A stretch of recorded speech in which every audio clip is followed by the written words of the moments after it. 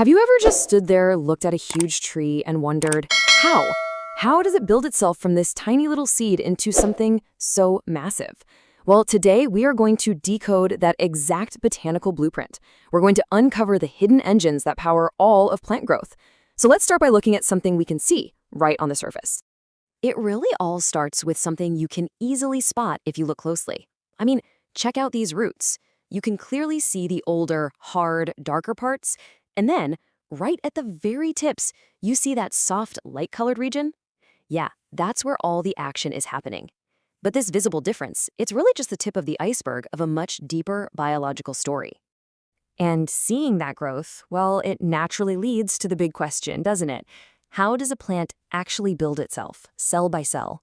What is this hidden blueprint that's directing this incredible, silent construction project that's happening literally all around us?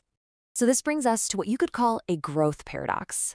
What looks like simple, straightforward expansion from the outside is actually being powered by an incredibly complex and specialized factory on the inside. To really get it, we need to zoom in, way, way in. Okay, and when we do zoom in, we find the secret. The key to this whole operation, it lies in understanding that a plant is built from two fundamentally different types of tissues. And believe me, this one distinction, it explains everything.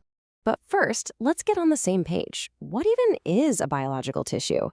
Think of it like this. If an individual cell is a brick, a tissue is what you get when you arrange those bricks in a very specific, organized way to build, say, a wall or a floor, something with a coordinated job to do.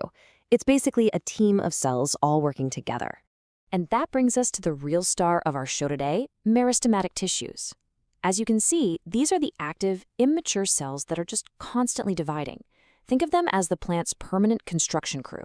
Every other part of the plant, the woody stem, the leaves, that's all made of what we call permanent tissue. It's already built, it's mature, and has a job.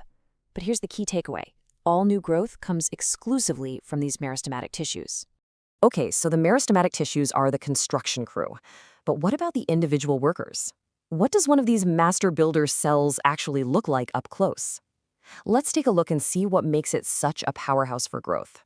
I mean, just look at this thing. It's a perfect blueprint for a growth cell. Every single feature is designed for one primary mission: divide, divide, divide. It's got a huge nucleus. That's the command center to orchestrate everything. It has a tiny vacuole. That's the cell's storage tank, because it doesn't need storage. It needs every last bit of space packed with functional cytoplasm. And it is loaded with mitochondria, the power plants, to supply the absolutely massive amounts of energy it needs for constant building. It's a perfect little biological factory. Now, here's where it gets even more interesting. This construction crew, it isn't just one big team. It's actually made up of three highly specialized units. You could call them the three growth engines. And each one has a very, very specific job to do when it comes to building the plant. So where do we find these three engines? This diagram gives us the basic map.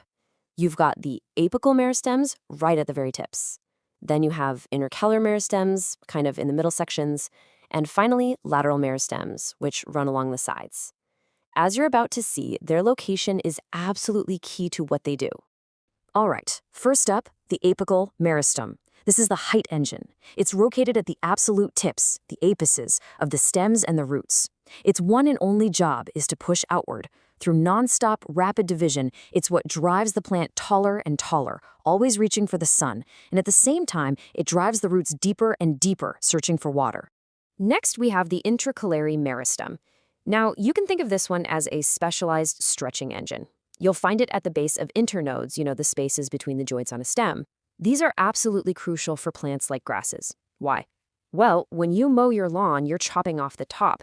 It's this engine that kicks into high gear and allows that grass to recover with that incredibly fast vertical growth.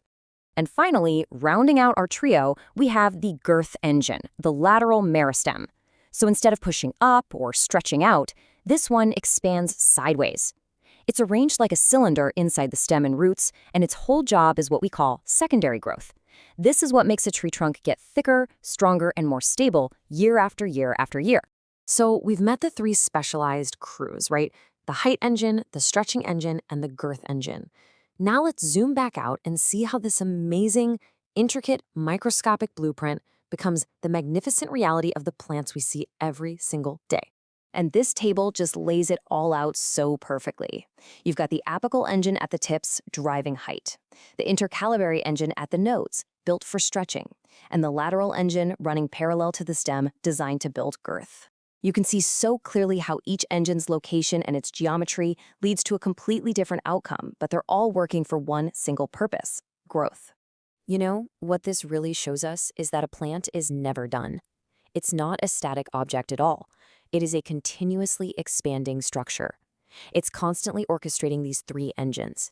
The apical ones are pushing for height and depth, while the lateral ones build a stronger foundation, and the intercalary ones stretch out all the new sections.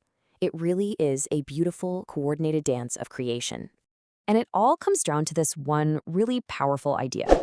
Together, these growth engines work to build a foundation that is strong enough to support the plant's own ambition.